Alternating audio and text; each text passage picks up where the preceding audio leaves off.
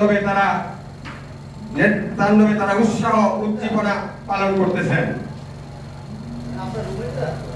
ওই বিভীষিকাময় সময় দেখার পরে আমি আর ওখানে থাকতে পারিনি। আমি ওখান থেকে চলে এসেছি মিরপুরে। এসে সারা রাত টিভির সাথে ছিলাম, কিন্তু দুর্ভাগ্য টিভিও এক সময় বন্ধ করে দেওয়া হয়েছে। হেফাজত ইসলামকে কি ধরনের নির্যাতন করা হয়েছে, হেফাজত ইসলামের কর্মীদেরকে কিভাবে হত্যা করা হয়েছে, ওইখানে যারা না ছিলেন তারা বলতে পারবেন না, বুঝতে পারবেন না। হেফাজতের কর্মীরা কোনো অন্যায় দাবি নিয়ে ওখানে আসে নাই, একটি ন্যায্য দাবি নিয়ে এসেছিলেন, রাষ্ট্র দখল করার জন্য আসেনি। কিন্তু চোরের মন পুলিশ পুলিশ। শেখ হাসিনা তখন ভেবেছিলেন যদি হেফাজতকে বসতে দেওয়া হয় হয়তোবা কাল আমার গতিচ্যুত হবে। বিধায় শেখ হাসিনার বিভিন্ন বাহিনী দিয়ে হেফাজতের উপরে পরপর হামলা করেছেন। হেফাজতের মুরব্বীকে ওই পৈশাচিক অত্যাচারী হারুনের নেতৃত্বে হেফাজতের মুরব্বীকে এয়ারপোর্ট নিয়ে চিটাগাং পাঠিয়ে দেওয়া হয়েছে। আমি এর তীব্র নিন্দা জানাই এবং বর্তমান সরকারের কাছে এই হেফাজতের নৃশংস হত্যাকারীদের উপযুক্ত বিচার করে বাংলাদেশের একটি দৃষ্টান্ত স্থাপন করা উচিত। ইসলামের বিরুদ্ধে যারা অন্যায় অবিচারে লিপ্ত হবে এই দেশে তাদের কোনো ঠাঁই নাই, তাদের বিচার হতেই হবে এবং হবে। বন্ধুরা আমার, দীর্ঘ 17টি বছর আন্দোলন করেছি রাজপথে। বিভিন্ন সময় বিভিন্ন জায়গায় আমরা মিটিং মিছিল করেছি। আমরা শেখ হাসিনার বিরুদ্ধে রাজপথে লড়েছি এবং বিভিন্ন পর্যায়ে সমাবেশ মিছিল মিটিং করেছি। আমরা আজ আমাদের এতটুকু আনন্দ লাগে, ঘর থেকে যখন বের হই নিশ্চিন্তায় বের হই, এদিক সেদিক তাকাতে হয় না। একটি সময় গেছে ঘর থেকে বের হইলে এদিক সেদিক হুকিঝুঁকি দিয়ে রিক্সা নিতে হয়েছে, সেই রিক্সার হুট উঠিয়ে চলতে হয়েছে এবং তারপরে চিন্তা করেছি যে কোথায় যেন আওয়ামী কুত্তা বাহিনী, আওয়ামী লীগের যুব বাহিনী, আওয়ামী লীগের স্বেচ্ছাসেবী লীগেরা আমাদের উপরে হামলা করবে।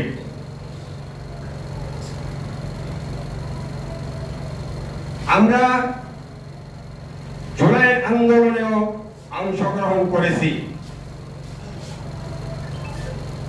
জুলাই থেকে যখন আন্দোলন শুরু হয় আমরা তখন রাস্তাঘাটে আন্দোলন করি, সংগ্রাম করি। আন্দোলন যখন বিভীষিকাময় হয়ে উঠল আমরা ঘর বাড়ি ছেড়ে দিয়ে রাস্তায় চলে গেলাম।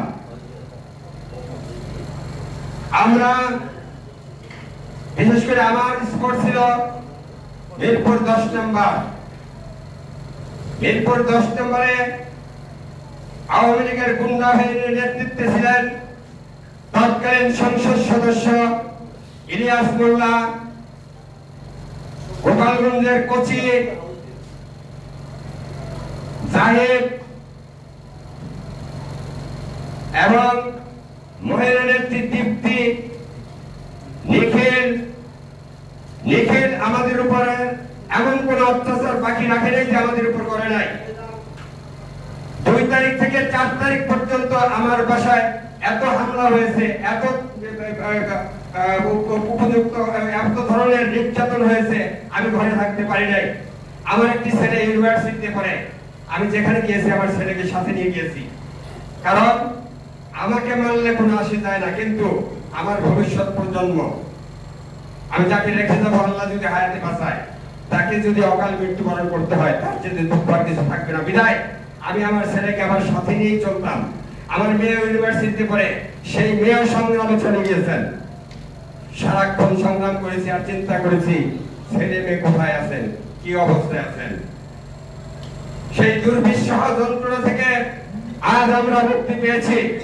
কিন্তু দুর্ভাগ্য, দুঃখের বিষয়, কিছু কিছু লোকের মুখে শোনা যায় বিএনপি কি করেছেন।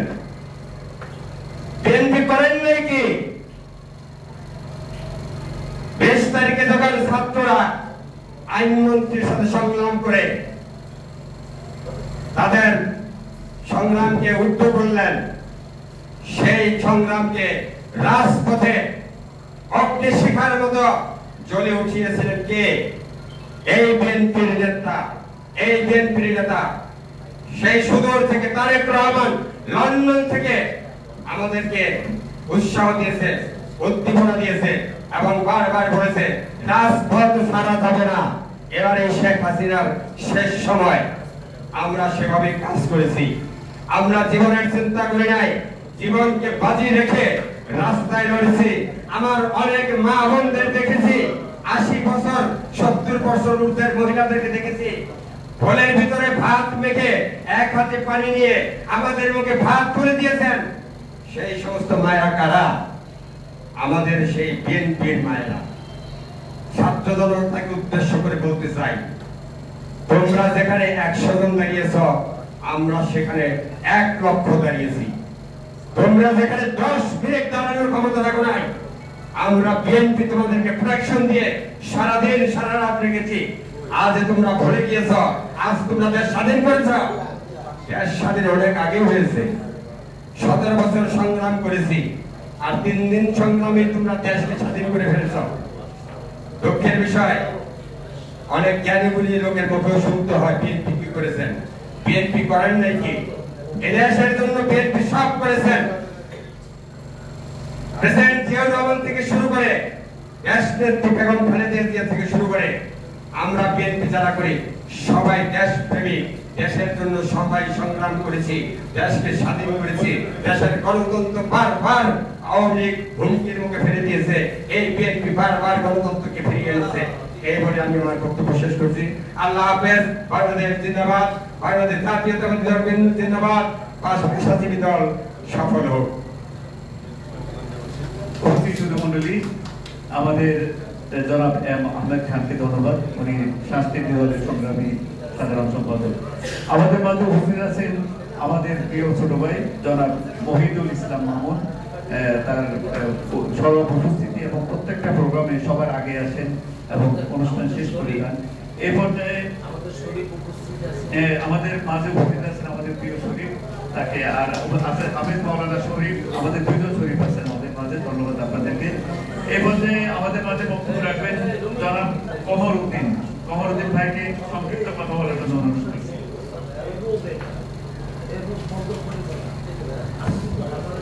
উপস্থিত আজকে আমাদের বাংলাদেশ পেশাজীবী জোটের নেতৃবৃন্দ, আমাদের পেশাজীবী জোটের সভাপতি, আমাদের প্রাণপ্রিয় নেতা হুমায়ুন কবির ব্যাপারী, এখানে উপস্থিত আমাদের মুক্তিযুদ্ধের প্রজন্ম সভাপতি, মুক্তিযুদ্ধ একাডেমির কালাম ফয়জি ভাই এবং হেফাজত ইসলামের নেতৃবৃন্দ ও দর্শকবৃন্দ, আসসালামু আলাইকুম।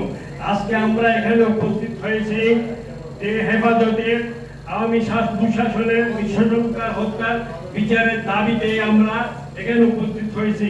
হেফাজতে ইসলামের উপর যে আওয়ামী দুঃশাসন, যে অত্যাচার অবিচার করেছিল, এটা কোনো ভাষায় ব্যক্ত করার মতো না। আমি রাত 11টা পর্যন্ত ছিলাম হেফাজত ইসলামের মিটিং এ। শাপলা চত্বরে অনেক অত্যাচার অবিচার দেখেছি। মানুষ, ঘর বাড়ি, মানুষের দোকানপাট, অফিস আদালত পর্যন্ত তারা জ্বালিয়ে দিয়েছে। আওয়ামী লীগ কিরকম যে অত্যাচার অবিচার করেছে এই 15 বছর, বাংলাদেশ এই পৃথিবীতে যতদিন বেঁচে থাকবে বাংলাদেশ এবং বাংলাদেশের মানুষ, তারা জীবনে কোনোদিন ভুলবে না তাদের অত্যাচার অবিচারে। আমরা মিটিং করেছি, পরে মিটিং করেছি, যখন মিটিং করেছি মিটিং থেকে বাইরে হওয়ার সময় আমাদের অনেক নেতা কর্মীকে গ্রেফতার করে গিয়েছে। আমাদের সমস্ত অভিযোগ, তারা এই দুঃশাসনের বিরুদ্ধে আমাদের সবাইকে ঐক্যবদ্ধ থাকতে হবে। আমাদের এখন বর্তমানে বাংলাদেশের হাল ধরেছে ডক্টর ইউনূস সাহেব, ধন্যবাদ ওনাকে। উনি যত তাড়াতাড়ি পারে একটা অন্তর্বর্তী সরকারের মাধ্যমে নির্বাচন করে উনি আমাদের যে ক্ষমতায় থাকে ক্ষমতা হস্তান্তর করো এবং আমাদের আগামী দিনের ভবিষ্যতে বাংলাদেশকে উজ্জ্বল করার জন্য উনি সহ আমাদের সারা বাংলাদেশের জনগণ এক কাতারে দাঁড়িয়ে যারা আমরা আন্দোলন করে আবার আমি দুঃশাসনের বিরুদ্ধে আন্দোলন করে এবং আওয়ামী লীগের কোনোদিন কেউ যেন এই বাংলার মাটিতে আশ্রয় প্রশ্রয় না দেয়। এখন শুনতেছি অনেকে রাজনৈতিক দলের নেতা আপনি এখান থেকে নেন, আপনি এখান থেকে নেন। জন্ম নিছে এবং জামাত ইসলাম তারা চাচ্ছে নির্বাচনটা যদি দেরি হয় তাহলে এরা আস্তে আস্তে গুছাইতে পারবে, ওদের বাড়িঘর দলীয় কর্মী সব গুছাইতে পারবে। এখন যদি নির্বাচন দেয় তাদের সমস্যা হবে, এই জন্য তারা চাচ্ছে আগে স্থানীয় নির্বাচন হোক, তারপরে ধান্দা করবে। স্থানীয় নির্বাচন যদি হয় গ্রামে গঞ্জে মাঠে ঘাটে হাজার হাজার মানুষ মারা যাবে। এই বলে আমি আমার বক্তব্য শেষ করলাম। আল্লাহ হাফেজ। ধন্যবাদ আমাদের কমরুদ্দিন ভাই, ধন্যবাদ আপনাদের সবাইকে। সুধী মণ্ডলী এ পর্যায়ে আমাদের বক্তব্য রাখবেন মুক্তিযুদ্ধের প্রজন্মের ঢাকা মহানগর আহ্বায়ক শোয়েব কুরেশি, আমাদের ছোট ভাই শোয়েব কুরেশিকে তার বক্তব্য রাখার অনুরোধ করছি।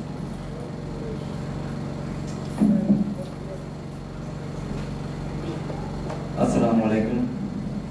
বাংলাদেশ জোট কর্তৃক আয়োজিত 2013 সালে 5 মে হেফাজতে ইসলামের উপর ফ্যাসিস্ট আওয়ামী লীগ কর্তৃক নৃশংস হত্যা দিবস উপলক্ষে গণহত্যা বিচার সংগ্রাম সংস্কার ও আগামী নির্বাচন শীর্ষক আলোচনা সভায় উপস্থিত সকলকে জানাই আমার পক্ষ থেকে অভিনন্দন। উক্ত আলোচনা সভায় প্রধান বক্তা হিসেবে উপস্থিত থাকবেন আমাদের প্রাণপ্রিয় নেতা জাতীয় বিএনপি জাতীয় স্থায়ী কমিটির সদস্য বাবুকেশ্বর চন্দ্র রায়, আর উপস্থিত থাকবেন প্রধান বক্তা হিসেবে বীর মুক্তিযোদ্ধা আব্দুল সালাম, আরো উপস্থিত থাকবেন প্রফেসর সুকমল বড়ুয়া।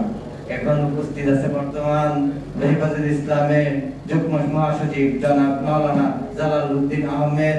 এছাড়াও উপস্থিত আছেন মুক্তিযুদ্ধের প্রজন্মের সব বিপ্লবী সভাপতি সৈয়দ মোজাম্মেল হোসেন শাহীন।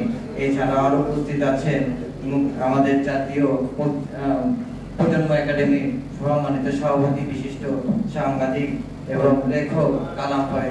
সকলকে জানাই আমার পক্ষ থেকে অসংখ্য ধন্যবাদ। গণহত্যা বিচার সংলাপ সংস্কার ও আগামী নির্বাচন শীর্ষকে আলোচনা সভায় সবার প্রথমে আমি যে বিষয়টা নিয়ে আমি আলোকপাত করতে চাই সেটা হচ্ছে বিচার।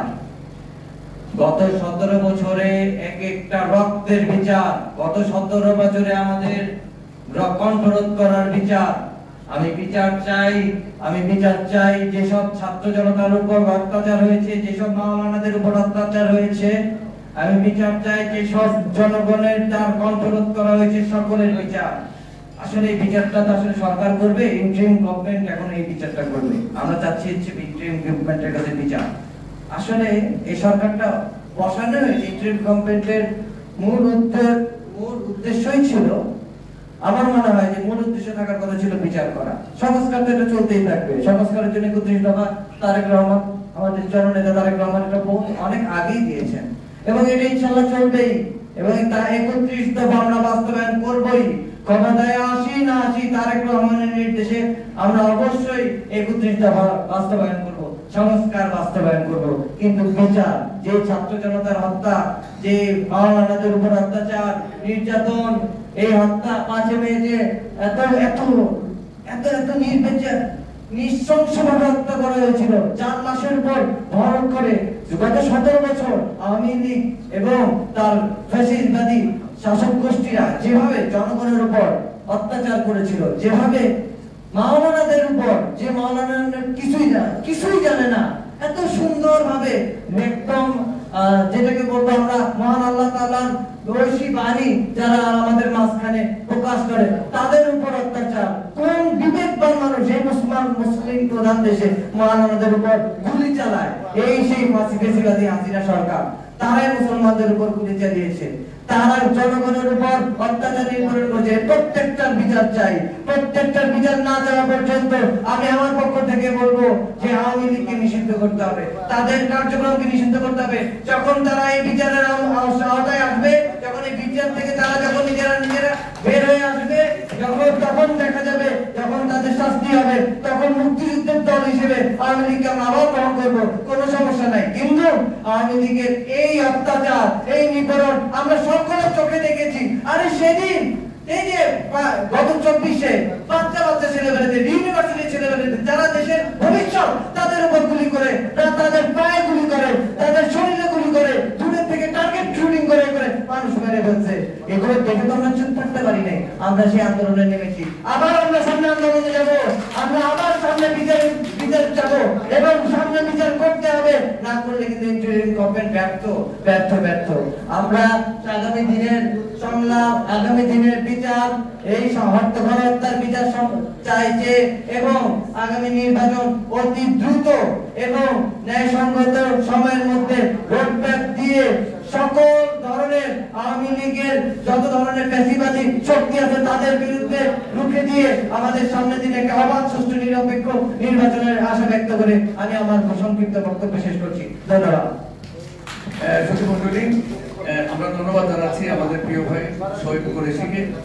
আমাদের এই পর্যায়ে বক্তব্য রাখবেন সাংস্কৃতিক দলের সংগ্রামী নেতা, যুগ্ম সাধারণ সম্পাদক জনাব আলামিন বাদশা। আমাদের প্রিয় ছোট ভাই আলামিন বাদশা।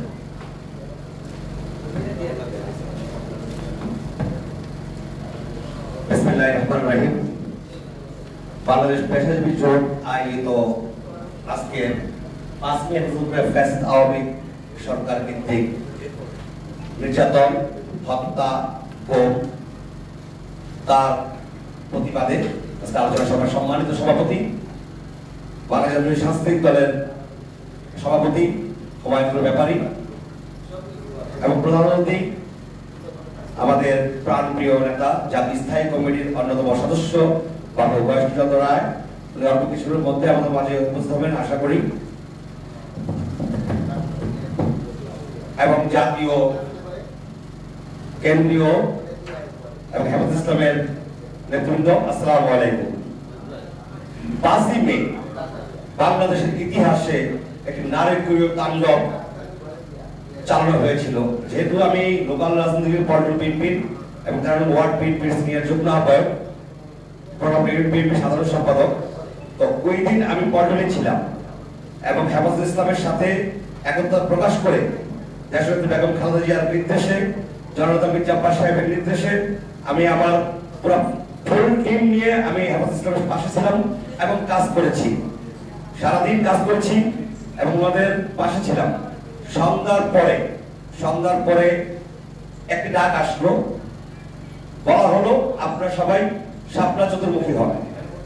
জায়গায় এই কাজটা করেছিল পরিকল্পিতভাবে আওয়ামী লীগের দোসর যারা এবং তৎকালীন রয়্যাল এজেন্ট এবং ডিপার্টমেন্টের এসডি, এমএসআই, ডিবি তাদের লোকজন, এই পাতানো খেলায় আমরা পা দিয়েছিলাম।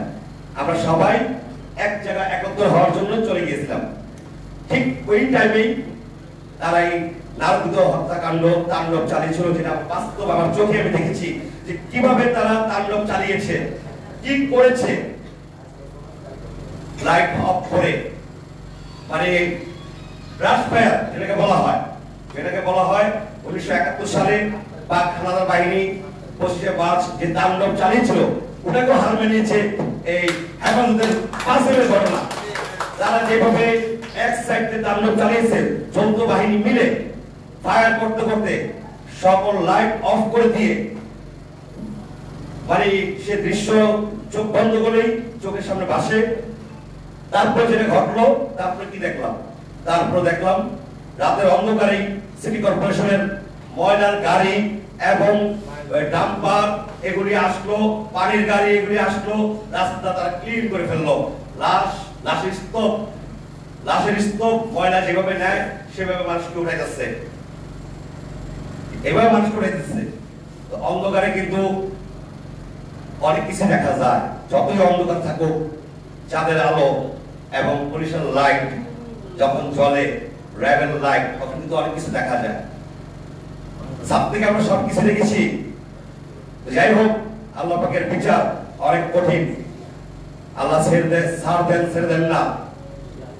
এই আওয়ামী লীগ দুঃশাসন 17.5 বছর যে অত্যাচার নির্যাতন জুলুম আমাদের উপর হয়েছে, আমাদেরকে রাতের অন্ধকারে যেমন তুলে নিয়েছে, ডিবি কার্যালয় যে টর্চারিং করেছে, 3 দিন খুন করে ফেলে রেখে তারপরে যে টর্চারিং আমাদের উপর করেছে, বিএনপির অবৈধ নেতার উপরে, আমাদের নেতা কর্মীদেরকে যেভাবে খুন করেছে, হত্যা করেছে, যেভাবে বাড়ি ছাড়া করেছে, বাড়িতে আগুন লাগিয়ে দেওয়া হয়েছে, তার বিচার অবশ্যই হবে ইনশাআল্লাহ।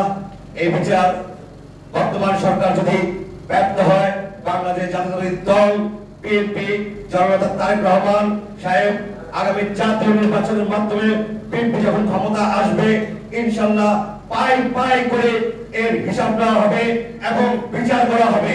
কাউকে ছাড় দেওয়া হবে না, কেউ ছাড় পাবে না। আমাদেরকে যে অত্যাচার, বিনা বিচার যে অত্যাচার নির্যাতন করা হয়েছে, কেউ ছাড় পাবে না। এবং এই জুলাই আগস্টের আন্দোলনের মাধ্যমে আবার প্রমাণ হয়েছে বাংলাদেশের শান্তিকামী মানুষ, ছাত্র জনতা এবং আমাদের বিএনপি সমন্বয় রাজনৈতিক দলগুলি তারা সবাই ঐক্যবদ্ধভাবে এই ফ্যাসিস্ট সরকার যেভাবে বিতাড়িত করেছে, আমি বাংলাদেশ জনগণের কৃতজ্ঞতা প্রকাশ করছি। এই কারণে, কারণ এই আন্দোলন অবশ্যই সফল পেয়েছে 18 কোটি মানুষ এক হওয়ার কারণে। এবং নেতৃত্ব কঠিন জিনিস, পৃথিবীর যে প্রান্তে থাকুক, আপনি যদি সঠিক নেতৃত্ব দিতে পারেন তো অবশ্যই সফলতা আসবে। যত সময় লাগুক সফলতা আসবে, এর বাস্তব প্রমাণ জুলাই আগস্টে আমরা পেয়েছি। আর জুলাই আগস্টে যে ঘটনাগুলো ঘটেছে আমাদের পল্টনে, যেভাবে ফায়ার করা হয়েছে পল্টন টাওয়ার সামনে, জামান টাওয়ারের সামনে, যুবদলের এক নেতা, আমরা শুধু দুই সাইড থেকে বাইরেছি পিছন থেকে তারা আইসে কোনো কথাবার্তা নাই, ডাইরেক্ট ফায়ার, ডাইরেক্ট গুলি। মানে দেশে একটা যুদ্ধ বিরাজ, 5 মে তাণ্ডব আর জুলাই আগস্টের তাণ্ডব আর পিলখানা এক তাণ্ডব, পিলখানা তাণ্ডবের কথা আমরা ভুলি নাই, 28 অক্টোবর তাণ্ডব। কিন্তু আপনার 19 জুলাই, খুব সম্ভবত 19 জুলাই পল্টনে যে ঘটনা ঘটছে, একবার খুব কাছের থেকে, হয়তো 100 মিটার আর কাছে থেকে ডাইরেক্ট শুট, পায়েও শুট না, ডাইরেক্ট মাথায় শুট করা হয়েছিল। এবং তাৎক্ষণিক তার মজকটা বের হয়ে গেল। আমাদের যুবদলের এক নেতা, প্রতিটা গলিতে ফায়ার করা হয়েছে, এরকম কোনো গলি বাদ রাখে নাই। এগুলির বিচার তো হতে হবে, অবশ্যই বিচার হতে হবে। তাই অন্তর্বর্তী সরকারের কাছে জোর আবেদন করছি, আপনারা দ্রুত অতি অবিলম্বে যারা এই হত্যাকাণ্ডের সাথে জড়িত, একবারে আওয়ামী লীগের কেন্দ্রীয় শেখ হাসিনা থেকে, ওবায়দুল থেকে এবং তৃণমূল পর্যায়ে যারা জড়িত এবং ডিপার্টমেন্টে যারা জড়িত, তাদেরকে খুঁজে বের করে অতি অবিলম্বে আইনের আওতা আনুন এবং বিচারের সম্মুখীন করুন। অতি দ্রুত করলে আপনাদের জন্য মঙ্গল। আপনাদের কাছে অনুরোধ করবো, আপনার ক্ষমতা নিয়েছেন 8 মাস হয়ে গিয়েছে, 8 মাস হয়ে গেছে আপনার ক্ষমতা নিয়েছেন।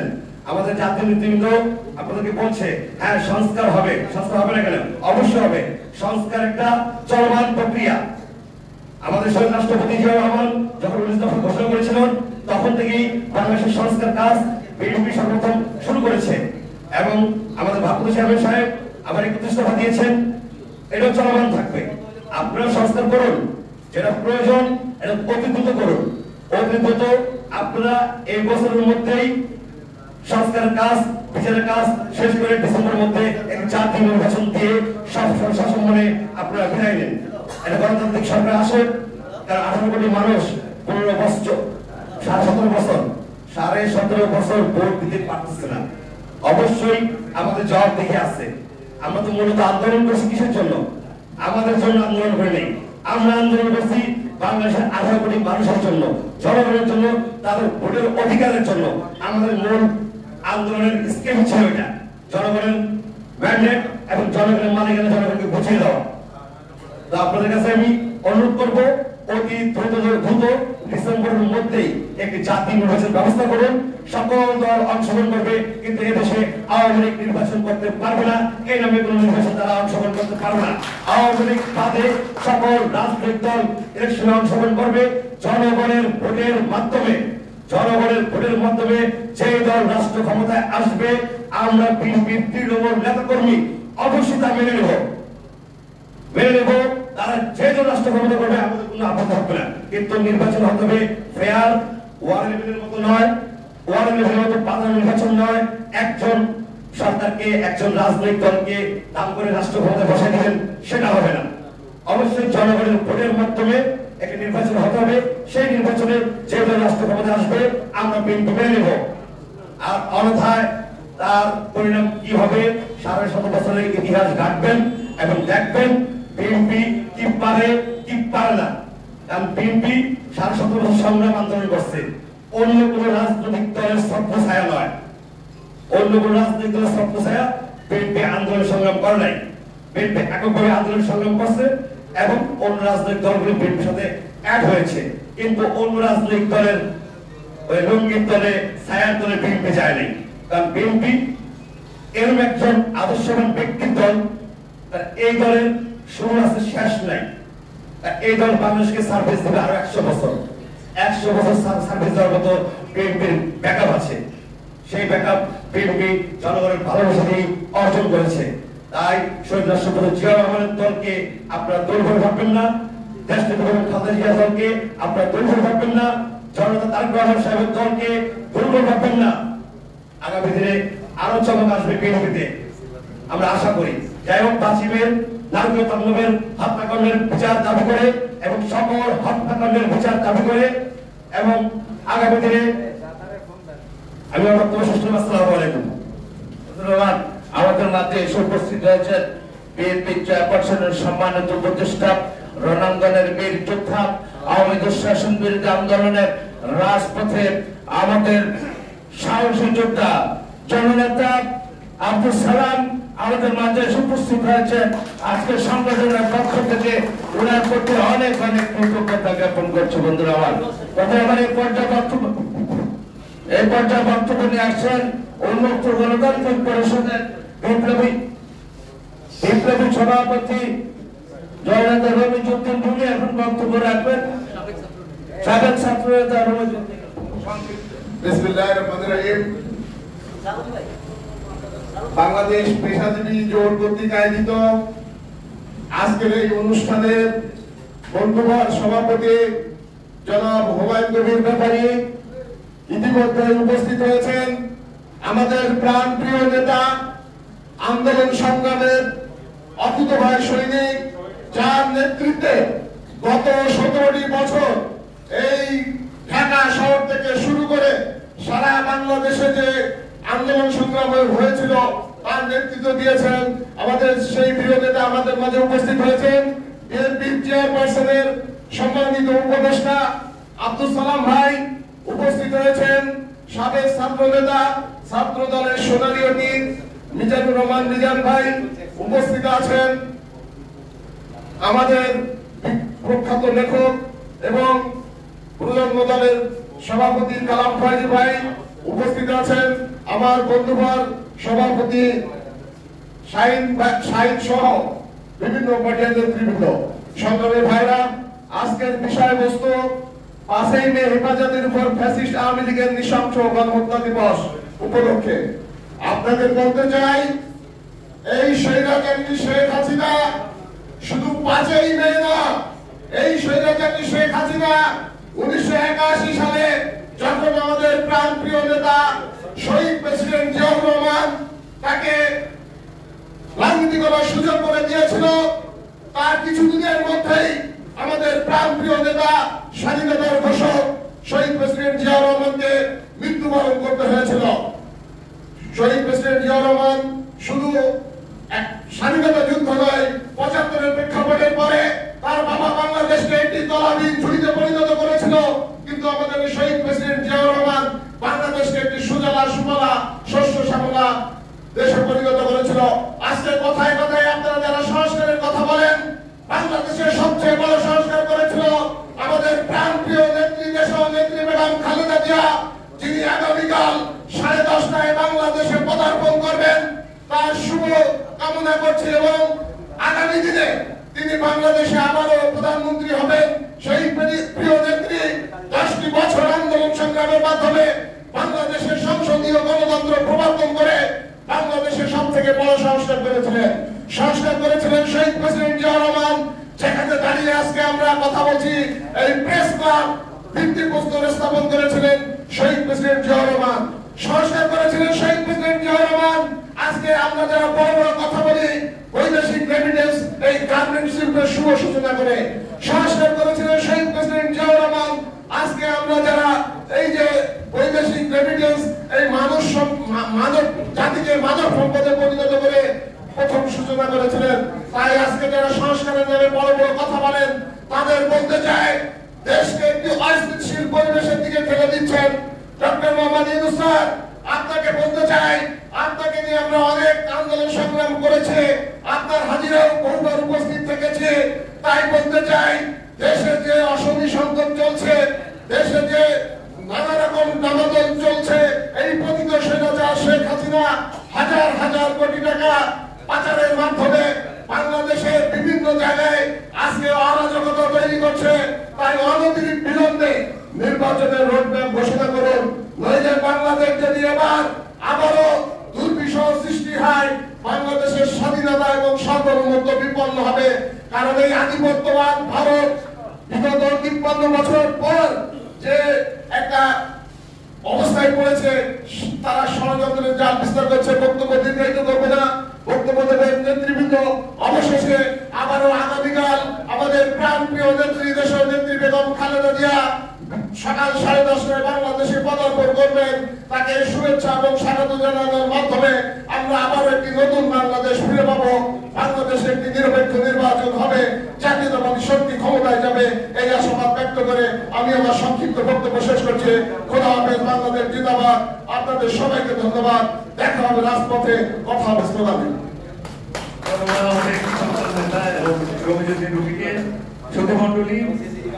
খারাপ সময় তো আসে, খারাপ সময় না আসলে, অন্ধকার না আসলে আলোর তো গুরুত্ব বোঝা যায় না।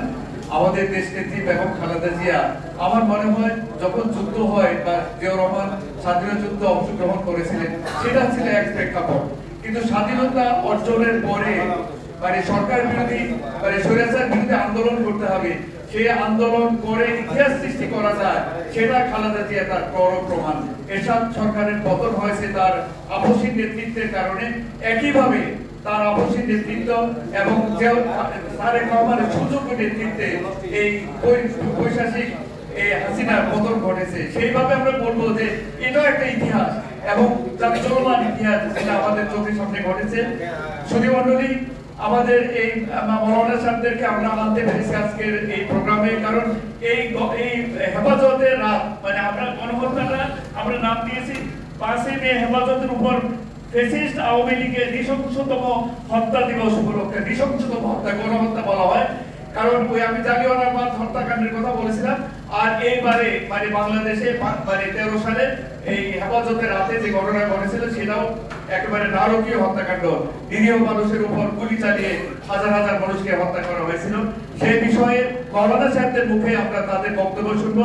এই পর্যায়ে বক্তব্য রাখছেন মাওলানা মোহাম্মদ ফয়সাল, তিনি হচ্ছেন ভাইস প্রিন্সিপাল আরাবিয়া মোহাম্মদিয়া আরাবিয়া, খেলাফতে মজলিসের কেন্দ্রীয় সাংগঠনিক সম্পাদক এবং হেফাজতে ইসলামের কেন্দ্রীয় সহপ্রচার সম্পাদক, জনাব মোহাম্মদ ফয়সাল।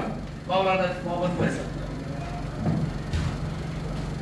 আলহামদুলিল্লাহ রাব্বিল আলামিন ওয়াসসালাতু ওয়াসসালামু আলা সাইয়্যিদিল মুরসালিন ওয়া আলা আলিহি ওয়া সাহবিহি আজমাইন, আম্মা বা'দ।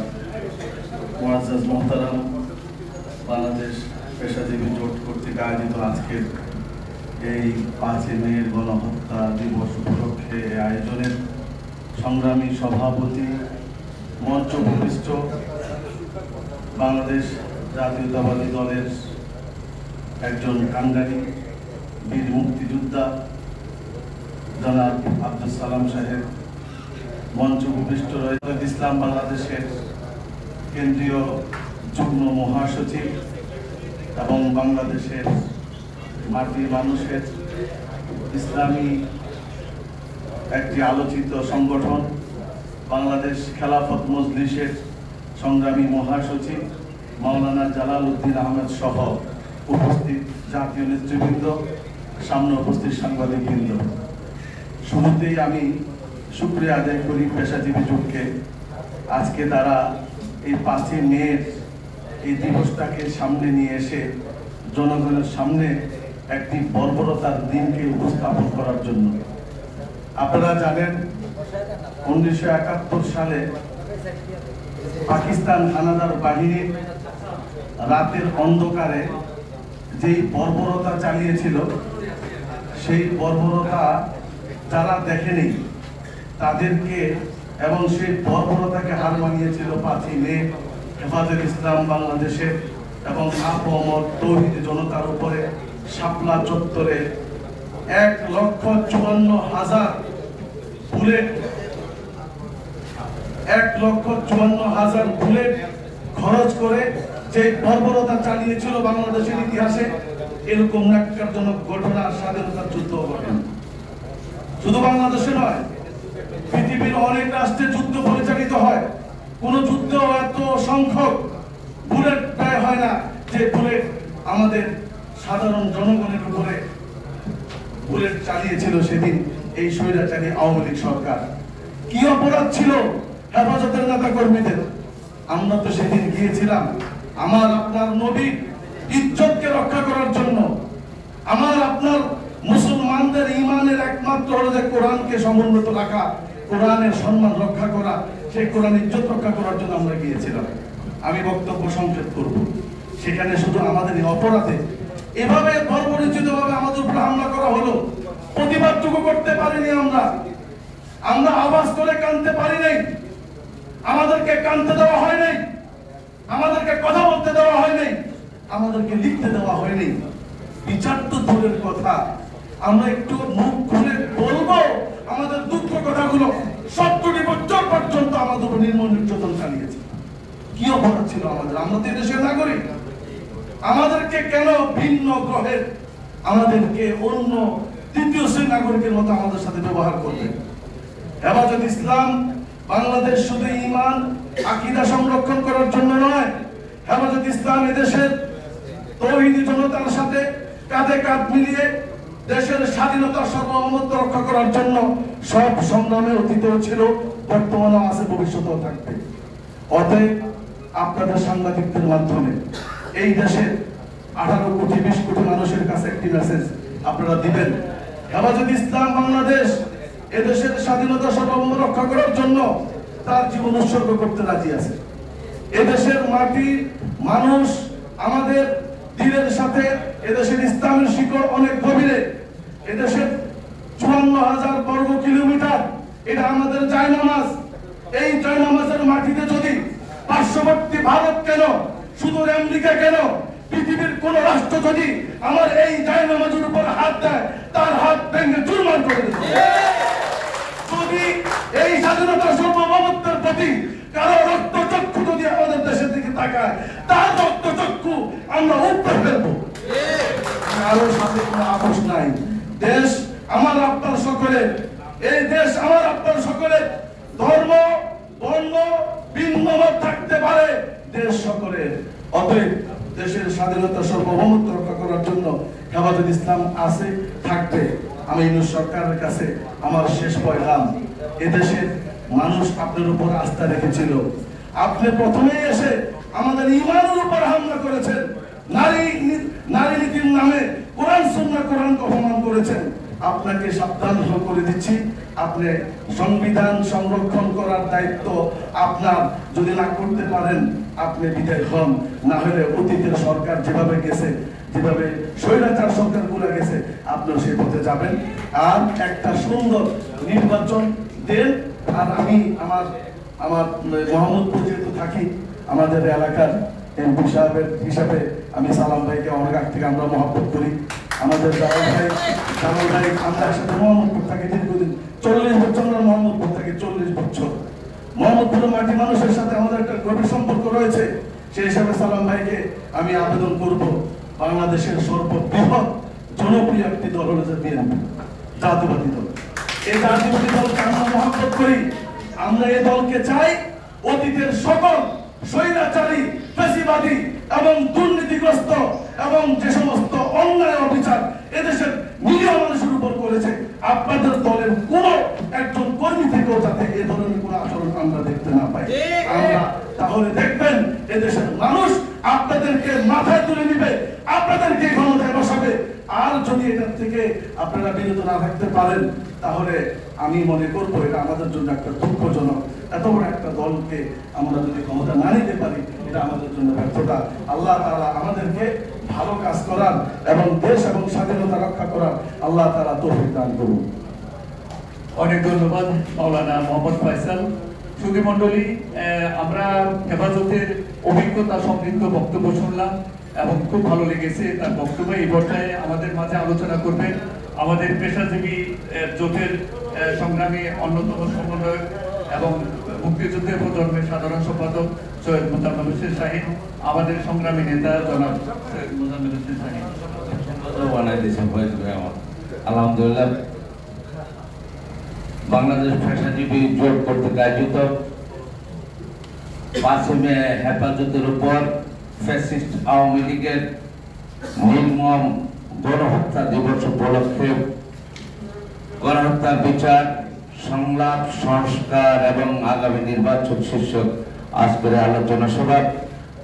আলোচনা সভার সম্মানিত সভাপতি বিশিষ্ট সংগঠক হুমায়ুন কবির ব্যাপারী উপস্থিত, রণাঙ্গনের বীর মুক্তিযোদ্ধা, আওয়ামী দুঃশাসন বিরোধী আন্দোলনের রাজপথের সাহসী যোদ্ধা, আপসহীন সংগ্রামী জননেতা, বিএনপি চেয়ারপারসনের সম্মানিত উপদেষ্টা, আমাদের সকলের পরম শ্রদ্ধেয় জননেতা সালাম ভাই উপস্থিত, বিএনপি চেয়ারপারসনের সম্মানিত উপদেষ্টা বিশিষ্ট শিক্ষাবিদ সুকুমার বড়ুয়া উপস্থিত, হেফাজত ইসলামের সম্মানিত নেতৃবৃন্দ উপস্থিত, বিভিন্ন সংগঠনের সম্মানিত নেতৃবৃন্দ, সংগ্রামের সাথী বন্ধুরা আমার,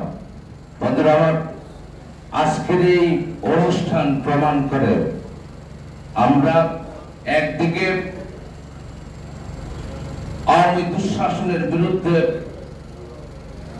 ঐক্যবদ্ধ শক্তি, আবার আমরা এদেশের আলেম ওলামাদেরকে অত্যন্ত শ্রদ্ধা করি এবং তাদের হত্যার, নির্মম গণহত্যার প্রতিবাদ আজকের অনুষ্ঠানে প্রমাণ করে আমরা এদেশের সম্মানিত আলেম ওলামাদের পক্ষে।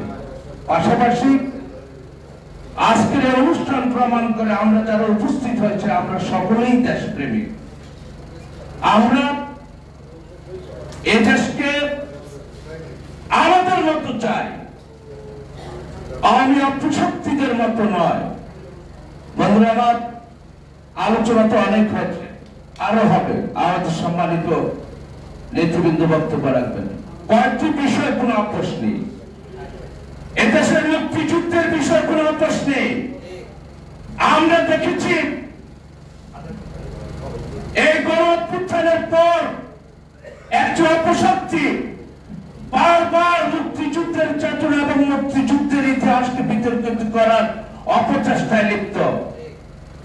আমি সবিনয় তাদের প্রতি অনুরোধ করব, এই মানসিকতা পরিহার করেন। স্বাধীন সার্বভৌমত্ব বাংলার মাটিতে দাঁড়িয়ে এখনো যে আপনারা স্বাধীনতার বিপক্ষে কথা বলে সুস্থ আছেন, লাখো কোটি শুকরিয়া আল্লাহর দরবারে। আমি সবিনয় অনুরোধ করবো, এই বিষয়গুলো আপোষ নেই, আপোষ হবে না, আপোষ হতে পারে না, পরিহার করেন। আওয়ামী লীগের বিচার, এই ব্যাপারে কোনো আপোষ নেই। এই দুঃশাসকের বিচার বাংলার মাটিতে হতেই হবে। আর এই বিচারের ক্ষেত্রে যদি কেউ প্রতিবন্ধকতা সৃষ্টি করার অপচেষ্টা করে, তাহলে ধরে নিতে হবে তারও আওয়ামী লীগের অপশক্তি, তারও গণহত্যাকারী। সুতরাং তাদেরকে চিহ্নিত করতে হবে। এদেশের স্বাধীনতা, সার্বভৌমত্ব এবং রাষ্ট্রীয় অখণ্ডতার ব্যাপারে কোনো আপোষ নেই। যারা স্বাধীনতা, সার্বভৌমত্ব এবং রাষ্ট্রীয় অখণ্ডতাকে বিপন্ন করতে চায় তাদেরকে চিহ্নিত করেন, চোখে চোখে রাখেন, সময় হলে এটা জবাব দেওয়া হবে। বাংলাদেশের ব্যাপারে, গণতন্ত্রের ব্যাপারে, স্বাধীনতার ব্যাপারে, দুঃশাসকের ব্যাপারে কোনো আপোষ নেই, আপোষ হবে না, আপোষ হতে পারে না। আমরা অত্যন্ত অহংকার করে বলি আমাদের একজন ইউনুস আছে, যিনি স্বাধীনতার পর এই নোবেল পুরস্কারের মধ্য দিয়ে বিশ্বের দরবারে বাংলাদেশকে নতুন ভাবে উপস্থাপন করেছেন। আমরা কৃতজ্ঞতা জানাই। ডক্টর ইউনুসকে মনে রাখতে হবে, এই পুরস্কার ডক্টর ইউনুসের না, এই পুরস্কার বাংলাদেশের। এদেশের প্রতিটি মানুষ আপনাকে অত্যন্ত শ্রদ্ধা করে, সম্মান করে, ভালোবাসে, আমরাও করি। এখানে অধিকাংশ লোক আওয়ামী লীগের রক্ত চক্ষুকে উপেক্ষা করে, প্রশাসনের রক্ত চক্ষুকে উপেক্ষা করে, আমি কালাম পাজি, হুমায়ুন ব্যাপারী, মিজান ভাই, আমরা রবিচুদ্দিন রবি, তারপরে আলামিন বাদশা, কমরউদ্দিন সহ রাজপথে আওয়ামী লীগের বিরুদ্ধে ডক্টর ইউনূসের পক্ষে আমরা অবস্থান নিয়েছিলাম। সেদিন রাজপথে কোন কুকুরকেও কেউ করতে দেখিনি। এতটা দুঃসাহসের অবস্থায় আমরা অবস্থান নিয়েছিলাম। কেন নিয়েছিলাম? আমাদের গর্বের কারণ ডক্টর ইউনূস। আজকের এই প্রেক্ষাপটে এসে আমাদের মনে হচ্ছে ডক্টর ইউনূসের ব্যাপারে কোনো কথা নেই, কিন্তু ওনার আশেপাশে যত লোক আছে আমাদের কাছে মনে হচ্ছে ওনাকে বিভ্রান্ত করছে। 17 বছর মানুষ নির্বাচন থেকে বঞ্চিত, ভোট দেওয়ার অধিকার থেকে বঞ্চিত। আরে ভাই, এর চেয়ে বড় সংস্কার বাংলাদেশে আর দ্বিতীয় কোনটি নেই। এই মুহূর্তে সবচেয়ে বড় সংস্কার হচ্ছে 17 বছর আওয়ামী অপশক্তি মানুষের যে গণতান্ত্রিক অধিকারকে হরণ করেছে এটাকে ফিরিয়ে দেওয়া। এই মুহূর্তে এটাই হচ্ছে সবচেয়ে বড় সংস্কার। আর সংস্কারের কথা বলেন, বাংলাদেশের মানুষের মনে সংস্কার বিষয়েই যখন কোনো আলোচনা নাই, তখন আমাদের প্রিয় নেতা জাতীয় ঐক্যের প্রতীক জাতীয়তাবাদী দল বিএনপির ভারপ্রাপ্ত চেয়ারম্যান 31 দফা ঘোষণার মধ্য দিয়ে সর্বপ্রথম এই জমিনে সংস্কারের প্রস্তাবনা উপস্থাপন করেন এবং তিনি প্রতিজ্ঞা করেছেন এই 31 দফা বাংলাদেশের স্বাধীনতা, সার্বভৌমত্ব এবং রাষ্ট্রীয় অখণ্ডতাকে সুসংহত করার জন্য এই 31 দফা আমরা বাস্তবায়ন করব। এবং তিনি আরো বলেছেন যদি কোনো সংযোজন করতে হয়, বিয়োজন করতে হয়, আপনারা আমাকে পরামর্শ দেন, প্রস্তাবনা দেন। প্রয়োজন 31 দফা 51 দফা হবে, কিন্তু একবারে বাংলাদেশকে চিরতরে দুঃশাসন অপশক্তি মুক্ত করার লক্ষ্যে স্বনির্ভর বাংলাদেশ উপহার দেওয়ার জন্য যে একবারই সংস্কার হবে, যাতে বাকি জীবন আর সংস্কার প্রয়োজন না হয়। আর এখন আমাদেরকে সংস্কার করতে হবে। আর ভাই, সংস্কার প্রস্তাবে তো দিলাম আমরা, এখন আমাদেরকে সংস্কারের কথা বলে নির্বাচনকে বাধাগ্রস্ত করার চেষ্টা করতেছে। এটি একটি অপকৌশল। আমি সবিনয় বলবো, এই অপকৌশল থেকে সরে আসেন, দ্রুত নির্বাচনের রোডম্যাপ ঘোষণা করেন। এতে দেশের জন্য মঙ্গল হবে, আপনাদের জন্য মঙ্গল হবে। আর হেফাজত ইসলামের আর ভাই, জন্ম এবং মৃত্যু এই দুই জায়গায় যাদেরকে লাগে তারা হলো বাংলাদেশের সম্মানিত আলেম সমাজ। আপনি দেখেন, জন্মের পর আযান দেওয়ার জন্য লাগে বা দোয়া করার জন্য লাগে, সর্বোচ্চ এই আপনার কফিন নিয়ে যখন ঘর থেকে বাইর হবে কবর পর্যন্ত আলেম সমাজের বিকল্প নেই বন্ধুরা আমার। অথচ এই আলেম সমাজের উপর যে নির্মম নির্যাতন নিপীড়ন চালিয়েছে, আমরা এখন পর্যন্ত আমরা এটা কোনো বিচারে দেখতে পাই না। আমি সবিনয় বলবো, এই গণহত্যাকারী শেখ হাসিনা সহ আওয়ামী দোষরদের বিচারের কার্যক্রম দ্রুত শুরু করেন। মানুষ দেখতে চায়, মানুষ চেহারা দেখতে চায় না। আর ভাই, চেহারা দেখার জন্য তো সিনেমা হলে যাবো, সাবানা, ববিতা, রোজিনে এগুলো দেখি। আপনাদের কাজ হলো কি? বাংলাদেশকে অপশক্তি মুক্ত করা, আর যারা বাংলাদেশের স্বাধীনতা এবং গণতন্ত্রকে হত্যা করছে, স্বাধীনতাকে বিপন্ন করছে, তাদের বিচার করা। এখন পর্যন্ত আমরা কোন লক্ষণ দেখছি না। অবিলম্বে বিচার কার্যক্রম শুরু করতে হবে। এদেশের আলেম ওলামা সহ এদেশের লক্ষ লক্ষ মানুষকে হত্যা করা হয়েছে, এই হত্যার বিচার করতে হবে। অর্থ ফেরত আনতে হবে। দুর্নীতিবাজদের প্রতিটি বাড়ি অকশনে উঠাতে হবে। বাংলার মাটিতে আর তাদের জায়গা হবে না, এবং এমন ভাবে বিচার করতে হবে আগামী দিনে যাতে এইরকম চিন্তা কারোর ভিতরে জাগ্রত না হয়। আমি ক্ষমতায় গিয়ে এইটা করবো, এইটা করবো, গাড়ি করবো, বাড়ি করবো, এই প্রশ্ন, এই স্বপ্ন যাতে বুকের ভিতরে জাগ্রত না হয়, এমন ভাবে এই বিচার করতে হবে। আপনারা যারা এসছেন, আপনাদের সকলের প্রতি এই জোটের পক্ষ থেকে কৃতজ্ঞতা, সম্মানিত অতিথিদের প্রতি কৃতজ্ঞতা, বিশেষ করে আমার পরম শ্রদ্ধেয় রণাঙ্গনের বীর মুক্তিযোদ্ধা জনতা, আমার প্রিয় নেতা সালাম ভাই সহ সকলের প্রতি অনেক অনেক কৃতজ্ঞতা জ্ঞাপন করে আমি আমার বক্তব্য শেষ করছি। যদি ভুল হয় ক্ষমা সুন্দর দৃষ্টিকোণ থেকে দেখবেন। আল্লাহ হাফেজ। বাংলাদেশ জিন্দাবাদ। দেশনেত্রী বেগম খালেদা জিয়া জিন্দাবাদ। জাতীয় প্রতীক তারেক রহমান জিন্দাবাদ। ফ্যাশনজীবী জোট জিন্দাবাদ জিন্দাবাদ। অনেক ধন্যবাদ এবং কৃতজ্ঞতা আমাদের সংগ্রামী নেতা জনাব সৈয়দ মোজাম্মেল হোসেন শাহিদ। তিনি এই কথাটি প্রথম বলেছিলেন, জাতীয় ঐক্যের প্রতীক, জাতীয় ঐক্যের প্রতীক জনাব তারেক রহমান, এবং তিনি একটি গ্রন্থ রচনায় হাত দিয়েছেন। আমি তার সাফল্য কামনা করছি। সুধী মণ্ডলী, এ পর্যায়ে বক্তব্য রাখবেন আমাদের আরেক সংগ্রামী জননেতা, ইসলামী বিশ্ববিদ্যালয়ের ছাত্র দলের সাবেক সভাপতি এবং যুবদল নেতা, যুবদলের সাধারণ সম্পাদক এবং অর্থনীতি ফোরামের সংগ্রামী সাধারণ সম্পাদক জনাব এস.এম. মিজানুর রহমান। এস.এম. মিজানুর। বিসমিল্লাহির রহমানির রহিম। আজকে গণহত্যার বিচার, সংলাপ, সংস্কার ও আগামী নির্বাচন শীর্ষক আলোচনা সভা